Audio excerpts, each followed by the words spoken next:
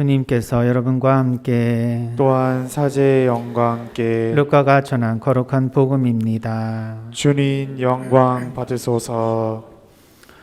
티베리우스 황제의 치세 제15년 본시오 빌라도가 유다 총독으로 헤로데가 갈릴리아의 영주로 그의 동생 필리포스가 이투레아와 트라코니티스 지방의 영주로 리사니아스가 아빌렌의 영주로 있을 때 또 한나스와 가야파가 대사제로 있을 때 하느님의 말씀이 광야에 있는 스가랴의 아들 요한에게 내렸다. 그리하여 요한은 요르단 부근의 모든 지방을 다니며 죄의 용서를 위한 회개의 세례를 선포하였다. 이는 이사야 예언자가 선포한 말씀의 책에 기록된 그대로이다. 광야에서 외치는 이의 소리, 너희는 주님의 길을 마련하여라. 그분의 길을 곧게 내어라. 골짜기는 모두 메워지고 산과 언덕은 모두 낮아져라. 구분되는 고다지고 거친 길은 평탄하게 되어라. 그리하여 모든 사람이 하나님의 구원을 보리라. 주님의 말씀입니다. 그리스도님 찬미합니다. 찬미 예수님. 찬미 예수님. 네, 우리가 예수님의 성탄을 기다리는 대림 두 번째 주일을 맞이했습니다. 오늘 두 번째 주일에서 세례자 요한이 회개의 세례를 선포했다는 말씀을 들었습니다. 광야에서 외치는 세례자 요한, 과연 물의 세례, 성령의 세례는 들어봤는데 이 회개의 세례는 또 무엇일까 궁금하지 않을 수 없습니다. 왜 그리고 스가랴의 아들 세례자 요한, 제사장의 아버지를 두고 스스로 아버지의 대업을 이어서 제사장을 해야 할 이 세례자 요한이 광야로 나가서 예언자의 역할을 하게 됩니다.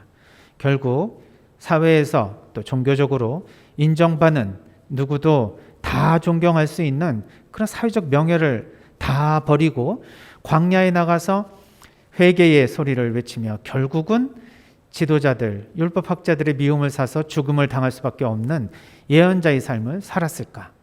나름대로 이사야 예언자가 말씀하신 대로 하느님의 말씀이 요한에게 내려서 소명을 주셨기 때문이라고 볼 수 있습니다.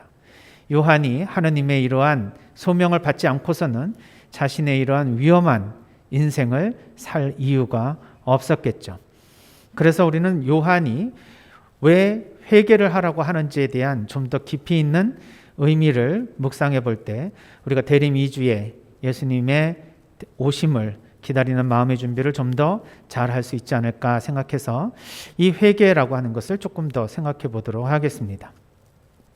회개라는 것을 생각을 해보면 저는 먼저 요한보다 훨씬 더 이전에 세상에 왔지만 요한의 삶과 비슷하게 산 소크라테스가 생각이 납니다.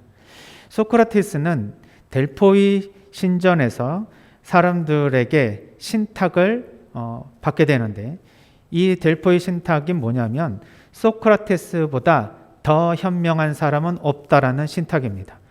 이거를 받고 사람들은 소크라테스가 굉장한 현인이고 현자이며 지혜의 원천이라고 추켜 세웁니다.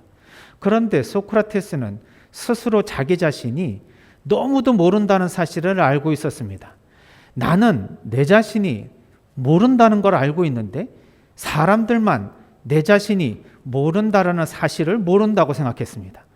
그래서 내 자신은 모르는데 왜 사람들은 내가 많이 알고 있다고 생각을 할까? 이것에 대한 고민을 계속 하는 중에 사람들이 스스로 알고 싶어 하고 또 많이 깨달으면 자기가 지혜를 얻고 있으며 무엇인가 그것을 알았을 때 오류에 빠진다는 사실을 알게 됩니다. 그러면서 내가 이렇게 모른다는 것을 알고 있지만 사람들은 그렇게 모르면서 나를 칭송하는 것처럼 사람들도 스스로 자기가 많이 알고 있다는 사실로 스스로 모른다는 사실을 모르게 되면 문제가 심각하게 될 것이라는 것을 생각해서 무지의 지, 즉 내가 모른다는 사실을 깨닫도록 해주는 것이 내 삶의 소명이구나라는 생각을 합니다. 그래서 당대에 뛰어나다라고 하는 최고의 미술가를 찾아가서 아름다움이 무엇입니까? 하고 묻습니다. 당대 최고의 미술가가 아름다움을 모를 수가 있겠습니까? 당연히 그것에 대해서 설명을 해주겠죠. 소크라테스는 그 아름다움에 대한 설명에 대해서 또 질문을 던집니다. 계속해서 소크라테스식의 방식으로 대화를 하다 보니 스스로 아름다움이 무엇인지를 모르는 순간까지 도달합니다. 결국 내가 알고 있는 아름다움이란 결국 아름다움이 아닐 수도 있겠다. 또는 내가 적어도 아름다움을 알고 있다고 생각하는 것이 이게 뭔가 잘못됐구나를 깨닫게 되는 것이죠. 이렇게 스스로 자기 자신이 알고 있다고 착각하지만 모르고 있다는 사실을 알 때에야 비로소 지혜를 얻게 된다라는 참으로 역설적인 방식의 지혜를 전달해 주고 있었습니다. 뛰어난 장군에게서 용기가 뭐냐고 또 물어봅니다. 내가 뛰어난 용장인데 용기가 뭔지를 모르겠느냐 하면서 자신 있게 입찬소리를 하게 되죠. 그때 자기가 한 그 말에 대해서 계속적으로 질문을 던지다 보니 자기의 논리에 뭔가 문제가 있고 내가 용기가 뭔지를 모르고 있구나를 또 알게 됩니다. 결국 소크라테스는 자신이 뭘 모른다는 것을 깨닫는 것이야말로 진정한 지혜를 이루는 길이라고 얘기를 합니다.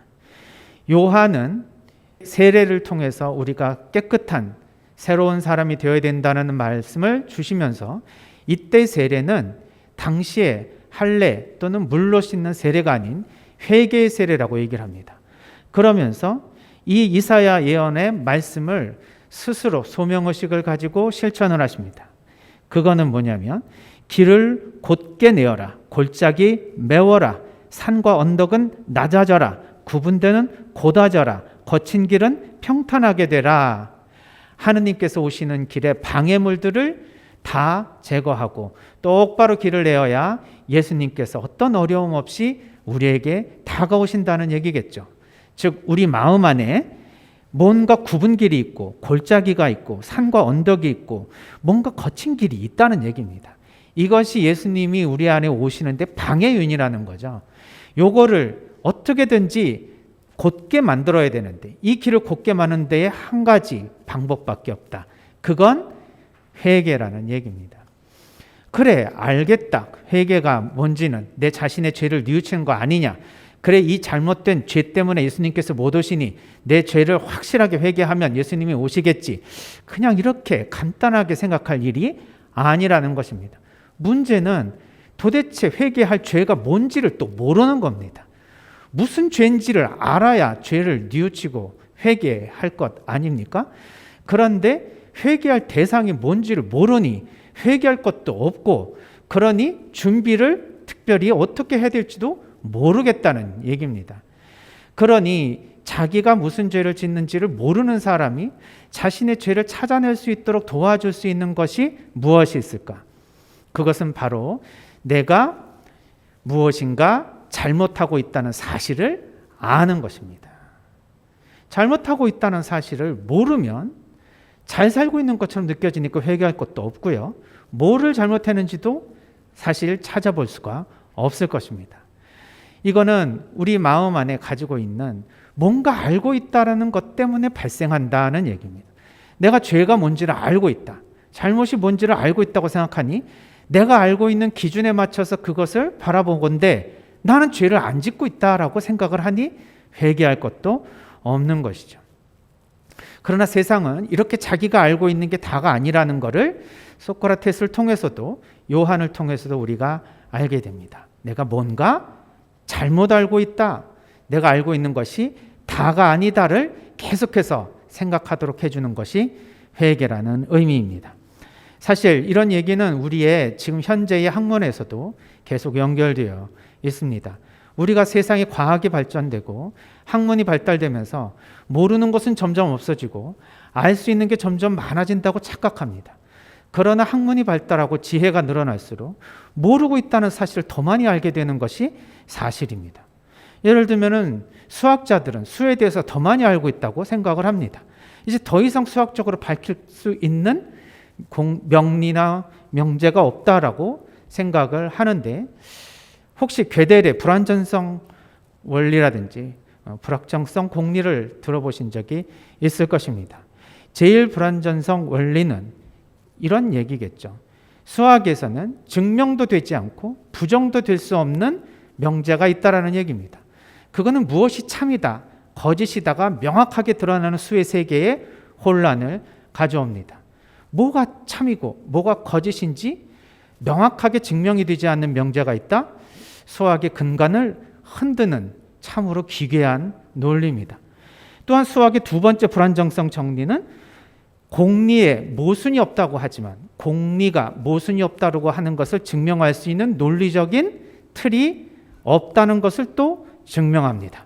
그러니까 어떤 것이 참이라고 하는 공리가 그것이 참이라고 할 수 있는 것을 증명할 수 있는 논리가 없다는 것이 증명이 되면 이거는 뭘 참이라고 할 수 있는 근거가 없어집니다.